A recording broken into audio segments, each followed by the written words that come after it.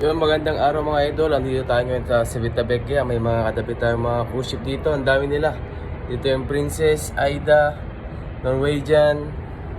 Tara, tignan natin kung anong meron dito. Andito tayo sa pinakatuktok ng barko ngayon. Nasa 10th floor, 19th floor tayo. Yan, makikita nyo may mga katabi tayong barko dito. Yan. Andyan yung Aida, Norwegian. Dito naman sa kabila yung Princess Cruise. Ayan, lalaking barko mga idol. Tingnan natin. Yan o. Dito tayo ngayon sa Civitavecchia. Dito kasi malapit yung room. Kaya yung Vatican City. Kaya famous tong lugar na to.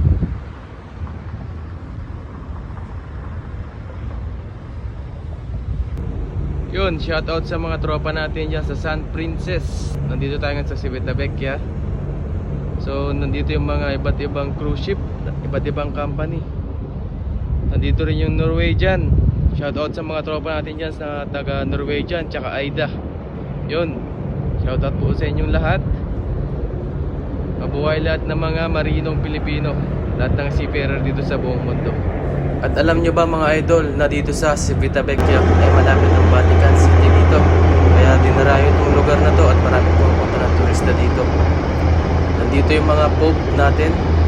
Kaya kung nagawi ka dito ay kailangan mong puntahan yun kasi napakagandang lugar. At maraming Filipino restaurant dito mga idol. Kaya pag pumunta ka dito, lumabas ka, i-explore mo ang mundo. So ayun lamang guys. Thank you for watching. God bless po sa ating lahat. Maraming salamat po ulit.